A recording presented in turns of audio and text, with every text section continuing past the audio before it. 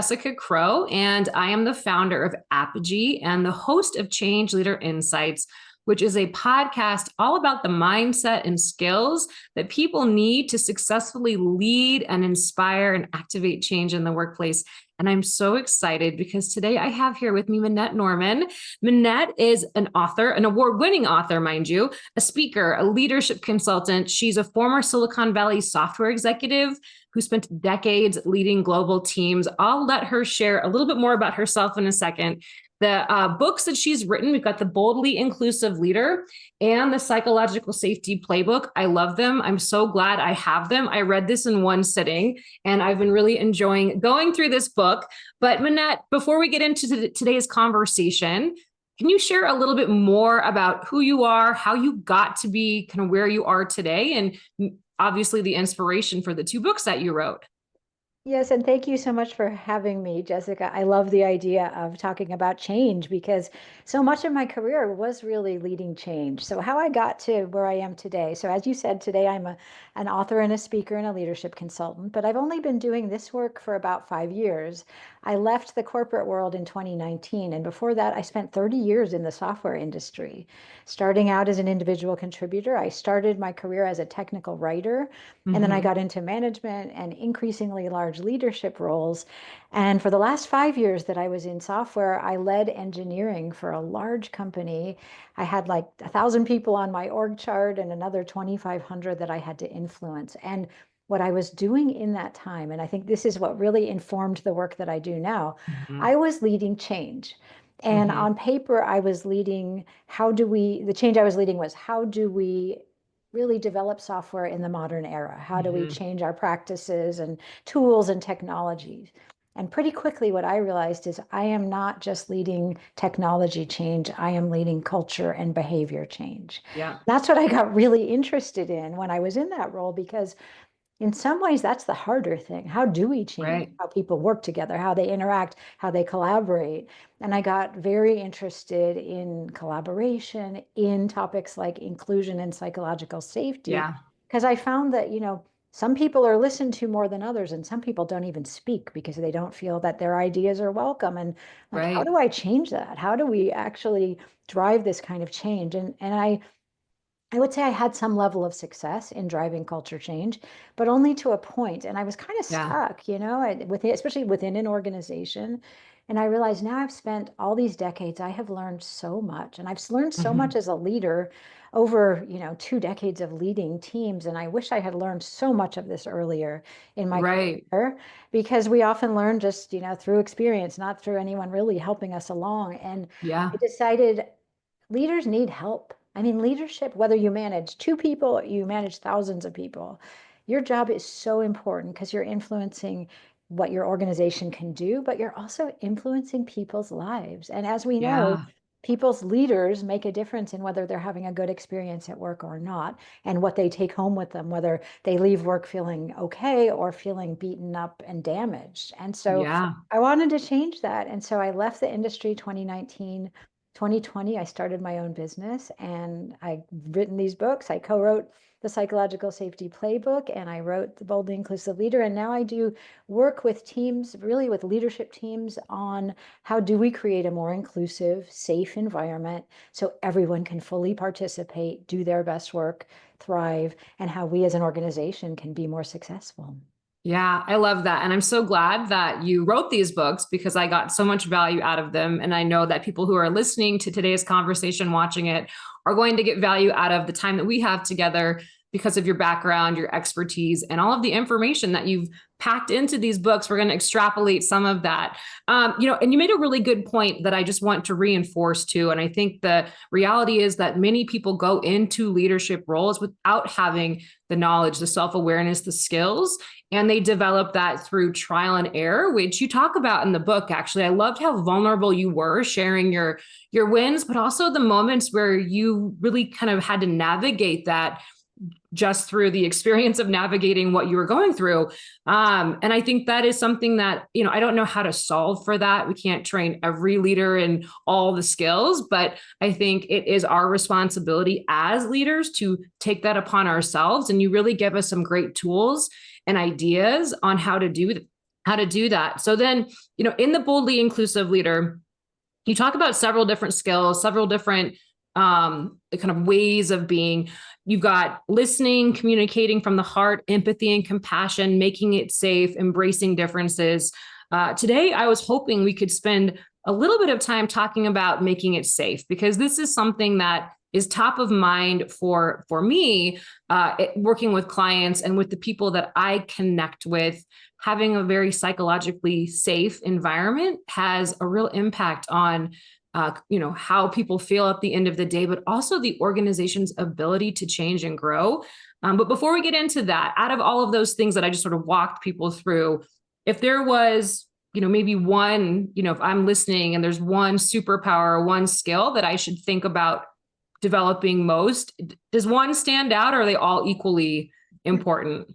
But they're all important, but I would say there are a couple of things that really stand out as far as like, where do we start? And, I'm really glad Yeah. you wanted to dive into psychological safety, because I do believe that psychological safety is foundational to everything else. Like without it, Yeah. you don't get to performance, you don't get to well-being, you don't get to innovation, you don't get to all that. So I think that is foundational and critical. And I would say maybe to add a personal skill, Yeah. an individual skill that we all need to develop. And I think that is listening, Mm-hmm. because we often, especially when we're in leadership roles, we think we kind of know it all, we've got it all Mm-hmm. figured out. And we have to get really open to listening, and especially to invite ideas that might challenge us, to invite divergent viewpoints. Part of that is needing psychological safety, but part of it is, how do we listen? Do we listen with an Yeah. open mind and an open heart? And do we manage when we get triggered? Because we will get triggered when someone challenges us. And how do we Yeah. respond? So I think those things are critical skills and very foundational, as is psychological safety, which is more of a group phenomenon. And so Mm-hmm. I focus, like, you saw that in the book, I focus in the Boldly Inclusive Leader. We have to start with ourselves and our own behavior. And we also have Yeah. to really nurture team norms that are going to contribute to this high performing, thriving culture. Yeah, that makes a lot of sense. So, yeah, modeling the way forward is really, in order to be able to do that effectively, you have to be able to embody those things that you want to model forward, which means working on them is an important aspect of that. And listening is hard. It's hard when you're when you're in meetings, when you're even just at home, right? I'll be listening to my husband. I'm going to use air quotes there, because sometimes he'll say something to me and I'll respond and I have no idea what he just asked me. So listening is a lot harder than it sounds, but you give some great, tips on how to be a better listener. Do you want to share some of those, and then we'll dive into the psychological safety piece? But what are some, advice on how to be a better listener in the workplace? Sure. So, the first thing is really just to minimize the distractions. I mean, that we Mm-hmm. are living in such a distracting world, right? I'm looking at my desk right now. There's so much that could distract me, including my phone, my Yep. to-do list, whatever it is. And so turning off those other, closing all the tabs on our browsers if we're in a Yeah. virtual meeting. I mean, you see it, you can actually see it, especially if you're on a Zoom meeting, is when people are involved and when they're completely checked out and doing something else. So Yep. committing to minimizing the distractions is the first step. But then Mm-hmm. beyond that, one of the things that's very hard for us as human beings, and especially when we're in leadership roles, is not to jump ahead to think about, what am I going to say, or how am I going to solve this problem, but to Mm-hmm. commit to staying present and truly listening. Because we jump ahead and we miss what the other person's saying. We're thinking like, oh, I know what I'm going to tell. I know exactly what I want to say to Jessica. But Mm-hmm. meanwhile, I have just stopped listening to Right. what you're saying. And I may have missed some really important nuance.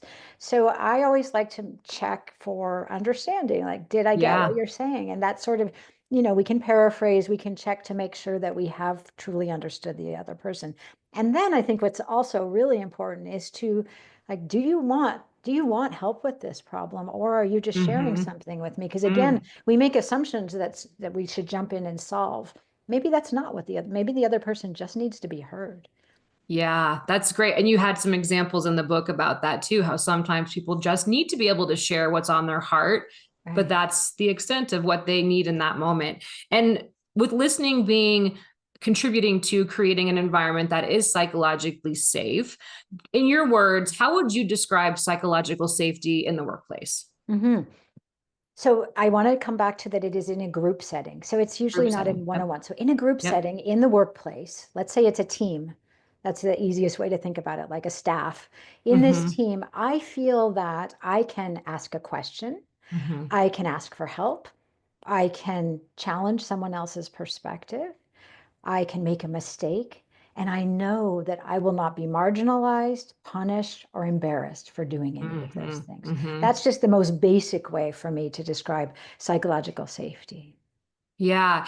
And so if I'm someone who is leading a team or I'm in a team setting and I heard what you said, and intellectually that makes sense. Mhm. But what are signs and symptoms? Like what should I be looking for in terms of how my team is either responding to me, or what are like the signs and symptoms of an environment that is not psychologically safe? Mm. Well, it's really so. First of all, you use the word intellectually, and I think that's important. So you can hear those words and you can understand them. One of the things that I think we all know is that we actually feel it, Yeah. especially when we're participants. There's a visceral feeling of this is a safe environment or not. And so some of the signs, and I think we can read the signs. If you're a leader in a team, one way to start, asking yourself this question, is this a safe environment? Is first of all, does everyone in my team speak up? Mm-hmm. Or are there some loud voices, some dominant, I don't mean loud volume wise. I mean dominant voices where there's some Mm-hmm. people who feel free to express their perspectives and others who stay silent. That's Mm-hmm. probably a strong signal you're getting that some people don't feel safe in this team. Some may Mm-hmm. feel very safe, very comfortable, very confident, but there's some here, they're not speaking up, they're not sharing their ideas. Maybe they're just agreeing with everyone else. That is probably a sign that there's not a high level of psychological safety. Yeah. Another sign might be that in a group setting, everyone always agrees with one another. Yeah, Right. great idea. Like, that human beings don't always agree. That's not natural. But if they do, like, always nod their heads and always agree, and if you say, any other perspectives or anyone have anything to add, and no one adds anything, you can be pretty sure there's a lower level of psychological safety. And Yeah. so, then we have to cultivate. How do we change that? We can talk about that. But I think those are some obvious signs. And I think one more thing would be Yeah. that if someone does speak up, like let's say you've got the dominant people, you've got the outspoken people who always speak, and then someone else who's maybe a little bit more quiet or reserved shares something and they get shot down or they get like an eye roll or they get ignored, that's also a sign that there's not psychological safety because someone is now being punished or marginalized for Right. sharing their ideas. So we have to pay attention to that. Like, how do people respond when the less dominant people do share their thoughts? Yeah, yeah, those are that. Thank you for that. That's really helpful. And I do want to talk about some of the ways to be more inclusive in and evoke and invite people who, I guess, change the culture of that, that environment from being not psychologically safe to one that is. But what sort of impact in your experience does having an environment like that have, not just on the team? Like you've alluded to that a little bit, or said, you go home, you don't feel great about your workplace and your job, but what are some of the impacts on the organization when you've got teams that are not behaving in a way, or not, they don't embody that psychological safety? What happens then? There can be some very serious ramifications for low psychological safety. One is just performance, because Mm-hmm. a team that can truly feel safe to share their ideas is definitely going to expose risks that Mm-hmm. we may need to pay attention to. They will be more innovative because all the ideas are welcome instead of this kind of narrow group think where we all agree. So Mm-hmm. generally, performance goes up and innovation goes up. Those are two things that are indicated by higher levels of psychological safety. The other thing that I think we cannot underestimate is the employee motivation, engagement, and well-being. Because Yeah. when people feel they are truly invited to do their best work, to fully contribute to their organization, they feel better about themselves. They feel better about their managers. They feel better about their workplaces. And then they give more, right? And so it's this virtuous circle of when we have greater inclusion in psychological safety, we all can contribute more. what often happens, and this is where I will link actually psychological safety to inclusion and belonging, which is that Hmm. when we have this feeling that our voice is welcome, we do feel that we are included. And too often what happens is we hire, like we say, like, oh, we do want to hire a diverse team of people, right? Whether it's Right. whatever aspect of diversity, gender diversity, ethnic diversity, cognitive diversity. We hear all sorts of Hmm. different, whatever it is. But then we don't create the conditions to truly welcome that Right. diversity. And we force everyone into this narrow funnel of how we behave, how we speak, how we interact. And then what we've done is we've actually not benefited from having a diverse team because we're forcing homogeneity. And Right. so the only way we can tap into the power of diverse thinkers and diverse people with diverse backgrounds is to create the conditions where they are truly welcome to share those diverse ways of thinking and seeing the world and having perspectives on things. And so we have to create those conditions. Then we can tap into that collective genius of a Yeah. diverse team, right? Yeah, that makes a lot of sense. And that got me thinking too about how that first skill we talked about of listening is so important, because you have to be in a position to hear all those great ideas and insights and perspectives. And this also got me thinking about change. So, everything you're describing is relevant whether there's a change happening in the workplace or not. However, change is always happening in an organization. So you're going to get people who are, we in change management circles, we talk about resistance. And I don't love that, because it's a natural thing that happens. Our brains don't like change. They thrive to be able to predict, and organizational change makes it hard for our brains to predict. But in an environment where there is change, whether it's a major transformation or just a lot of small little ones, our brains are already, impaired because of what's happening. And then if we have an environment that isn't psychologically safe, I mean, that can just be a perfect storm for I guess not succeeding with change, because of the fact that people are going to be feeling a certain way. And if they can't share their ideas or opinions, or confusion, right, which could Exactly. manifest as resistance, that can be really problematic. Have you seen that play out? I would imagine yes, but have you seen that play out in workplaces where there's a major transformation that needs to happen and there's a low psychological safety, and kind of what the impact was in the moment or over time? I have seen that, and you're exposing something that's so important because, as you know, driving change, we need to, first of all, we need to over communicate, and we need to really listen. We need to listen to what are the fears, what are we missing? Like when we're driving Mm-hmm. change, we're always, leaders come up with these great plans, but then we've missed something really important that someone's Right. maybe farther down in the organization is going to see. But if we don't let them feel comfortable expressing that, they'll just stay silent. They will churn. What they will often do is undermine the change because they're like, Right. there's no way this is going to work. And so we're going to make sure it doesn't work, right? I've seen that Yep. happen. But Same. Yeah. yeah, and that of course is a really negative spiral because it's just like lack of trust in all directions. But what I have seen happen was a major change, a major transformation that this leader that I worked with was leading, and the way he was leading it was, not really being open to pushback, sort of on Mm-hmm. paper saying like, what are your thoughts? But he had already made up his mind about what was going to happen.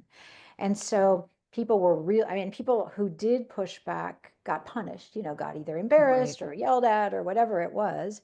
And then what happened is then everyone tried to make the change work, but it was doomed from the beginning because Yeah. that leader was not open to the pushback, and it wasn't pushback for pushback's sake. It was like, we're seeing some real problems and risks here, but that leader wasn't open because he had already decided he'd figured it out. So I Yeah. think that's part of it with leading change. You can have a hypothesis and you should have a vision for what that change is, and still get input on it because you're surely missing something important.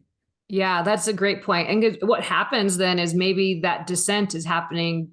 It will be happening, but maybe not in the forum with the leader, but it is going to be happening. And that's where, to your point, the change happened, but I'm guessing it took longer and it cost more and people were not happy and some people maybe left the organization. And there's a very real cascade of consequences when we don't have a psychologically safe environment and we are trying to go through or prepare people to change their behaviors, their ways of working. So it has to be those things work together, the psychological safety in the environment and organizational change. I think when you have the two, it's going to be you'll be more effective as a leader. Do you have any, so coming back around then to this, ways to make the environment more inclusive, more psychologically safe? You've mentioned a few, but just to, share with the people who are listening and watching the podcast, any tips, advice for people who want to create a more psychologically safe environment? Oh, yes. And that's what the playbook that you held up earlier, that has 25 ideas for doing that. Yep. So I'll share some of those. I'll share some of the big ones from it because I think, starting with, for example, if you are leading change, one of the first things that you are going to have to do if you want to create an environment where people will really speak up and share what's on their mind is that you have to ask them.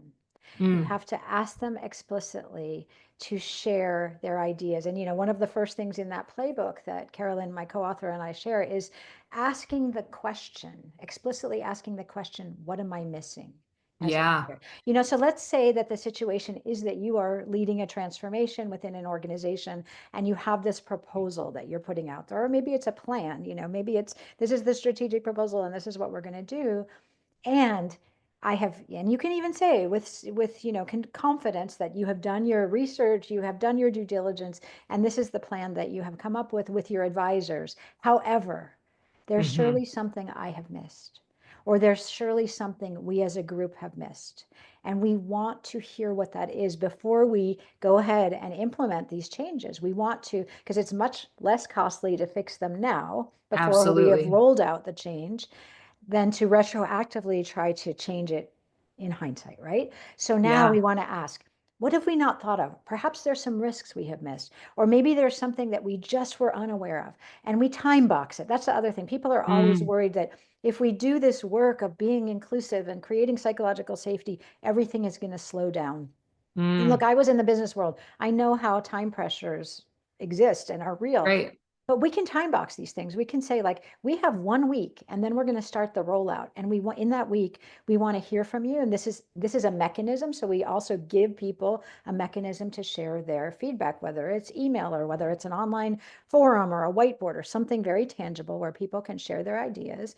And then you as the leader or the leadership team, you're going to digest it. You're going to say, oh yeah, this is really important and we need to address it, or these things we can come back to later, or whatever they Mm, are. And then hmm. the other thing that I think is so important here is that the leader loops back to the people who provided Mm, the information, right? Because one of the things I've heard is that people get really cynical if they give in, like, okay, the leader asks for yeah. input, you give your Nothing input, and then it's happens. a black hole, right? You never hear Yeah. anything more. So to go back and say, we heard these things, some of this was really important, and these are the changes we've made or the tweaks we've made.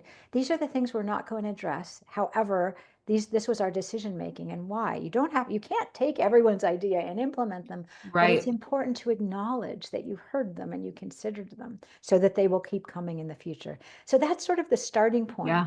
That is really the starting point. And there's much more we can do, but I think, to answer the question of, like, what's one thing, that's a great starting point. And I'll just share one anecdote from a client.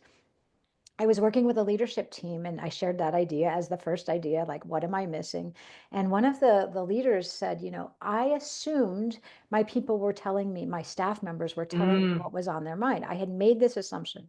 And then I just started asking explicitly, what am I missing? Or what have we collectively missed?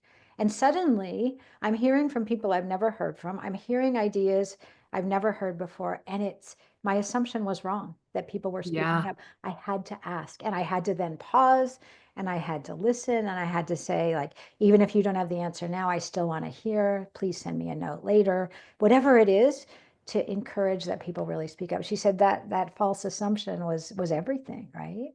I was going to say that's a really eye-opening experience to have as a leader because I think as leaders, we want to have good relationships with our team. We trust them, hopefully, and I could understand making that assumption that my team is telling me if something has been missed or isn't going in the right direction. But to your point, and what the leader observed is that maybe they're just not saying it because they haven't been asked the question or that environment or space wasn't there. So I love that one thing, like, what am I missing? That's a really important thing to think about, and just ask your team, because not only does it create that sense of safety, but also ownership where they are helping to contribute to the solution, which is kind of a nice, that also can help, I would imagine, is being a part of the problem solving, the solutioning of whatever needs to happen. So what else? Any final, or not final thoughts, but maybe final, as you know, you have been coaching and through your work and your research, that if you were to, an organization, they're going to go through a major transformation, they bring you on and they bring in a group of leaders, what may be some kind of key takeaways or anything that you haven't shared so far that you'd want to impress upon these people who are looking to you for guidance to be boldly inclusive leaders to help, lead and guide their teams through change? Any other just Oh, words of wisdom? I know you've unfortunately, got I a have lot in the so books, many, but right? No, I and I know. do. But I'll pick one that I think is really important for people to remember. And that is that so much of the work that we do as leaders and in leading change is, how do we meet? How do we run meetings? How do we run discussions? How do we interact? And so one of the things that I've done a lot of work with my clients, and it's strange how what seems tactical can have a huge impact on culture. And that is, how do we design and facilitate our meetings? Okay. And the thing is that most meetings, and there's research to back this up, in most meetings that are just run by default, let's Yeah. say there's someone who's leading the meeting and then everyone else in the meeting, what happens is those dominant personalities, those inner people, whether it's because they're in the inner circle or they just have a big personality, they're the ones who speak 80% of the time in a meeting. So in Yeah. most meetings, what happens is 3 people speak and 7 people, in a meeting of 10 people, 7 people remain silent. So Mm-hmm. how do we ensure that if we're bringing together people, first of all, there's a reason that they're there. We Mm-hmm. obviously want their perspective. What are we going to do to create a meeting, to run a meeting so that everyone can fully participate? And it even starts before the meeting happens in sending out an agenda and what do you need to come prepared for? Because what you learn is that people from different backgrounds and different ways of processing and different how our brains are wired, some people need some time alone to think about topics before they get Yeah. into that meeting. You get into the meeting and you say, we're going to have a brainstorm, and the most extroverted people have all the ideas, and the most introverted people, or it's not just introversion, it's just, cultures, etc., Yeah. that they would have had some great ideas if they'd been given an agenda in advance to think about. And they're not going to Yeah. be the ones who just come up with the. So first of all, to prepare before the meeting, but then figure out, how do we ensure everyone participates? And I love silence in meetings. I love everyone take 2 minutes, 5 minutes, whatever it is, to write down your ideas. And if we're in a virtual meeting, I really like using online whiteboards. If you're in a real meeting, Mm-hmm. use the physical whiteboards. But make sure that everyone can silently reflect on the question, because otherwise you just get the loudest voices. And then how Yeah. do we discuss the post-its? How do we discuss the ideas?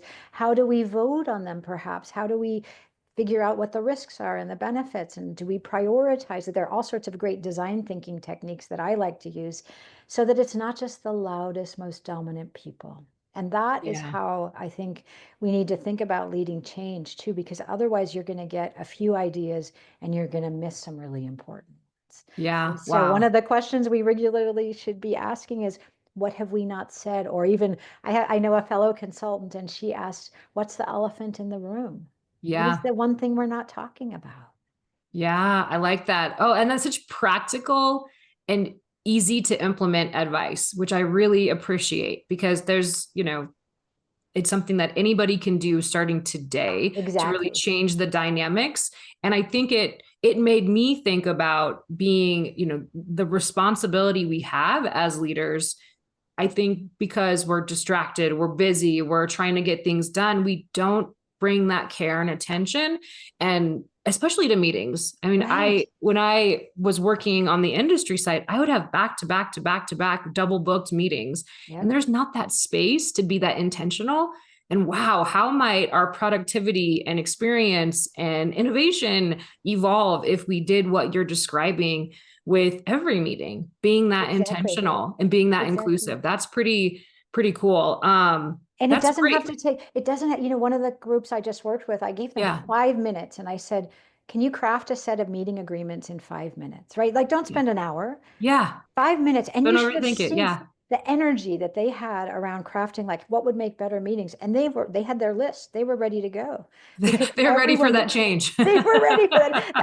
I think that's a change that everyone would embrace because they do. Everyone spends so much time in meetings. Let's make them worthwhile. Let's make them safe. Let's make them inclusive. Yes. And that's really how business and change will happen, is in those conversations. Oh, I love that. Minette, this has been so informative, and it's been a joy talking with you. And I'm so glad to have these books again. Where can people find you, get access to these books, buy your books? Give us all the information. Sure. So my website is minettenorman.com. That's just my name spelled out, and I have a bunch of information there. My books are available on all the online websites, Perfect. your choice. And I'm also on LinkedIn and love to hear Yep. from people and connect with people there. Wonderful. Okay. Well, I will make sure to include these links in the show notes. But thank you again for taking time out of your day to share your insights and your expertise and your stories with us. I have learned from you in so many ways. So thank you so much, and have a great rest of your day. Thank you, Jessica. I appreciated the conversation.